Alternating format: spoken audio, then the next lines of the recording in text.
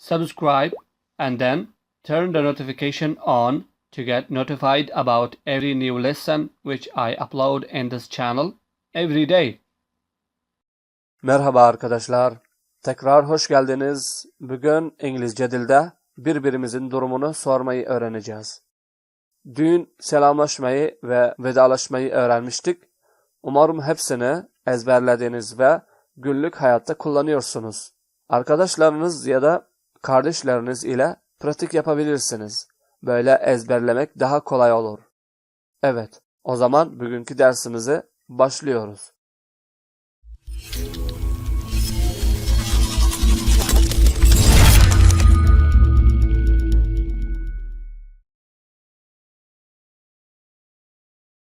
Birinin durumunu sormak için İngilizce'de şöyle söylenir. How are you? How are you? How are you? Nasılsın ya da nasılsınız demek anlamında geliyor. How yani nasıl? Are yani ler. You yani sen veya siz. Şimdi Türkçe'ye çevirirsek nasılsın veya nasılsınız anlamında geliyor.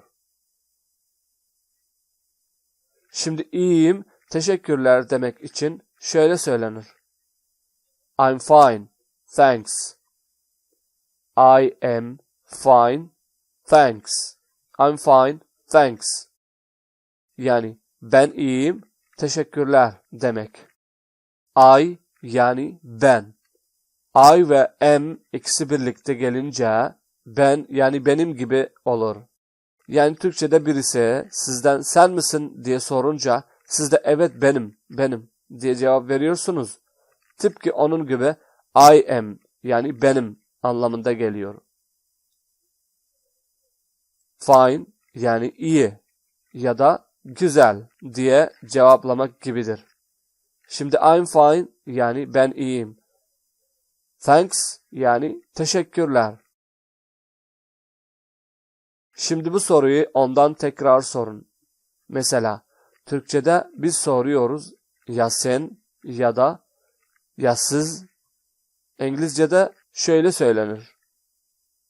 And you, and you, and you, ya sen veya ya siz anlamında geliyor. And yani ve, you yani sen ya da siz. Buna cevap vermek için sadece iyi diyebilirsiniz. İngilizce'de şöyle söylenir. Good, good. Yani iyi veya güzel gibidir. Birisi size teşekkür ederse siz de rica ederim diyorsunuz. Bunu öğrenelim. Thank you. Thank you. Veya thanks. Anlamı aynı. Teşekkür ederim demek veya teşekkürler demek. Rica ederim demek için şöyle söylenir. You are welcome. You are welcome. Veya sadece welcome diyebilirsiniz. You are welcome ya da welcome başka yerde de kullanılıyor. Mesela misafir gelince biriye hoş geldiniz demek isterseniz o zaman welcome ya da you are welcome cümlesini kullanabilirsiniz. Okay? Bugünlük bu kadar. Yavaş yavaş her gün öğreneceğiz. Eğer bu videodan fayda aldıysanız o zaman videoyu beğenin ve başkalarıyla paylaşın. Ve abone olmayı unutmayın. See you later.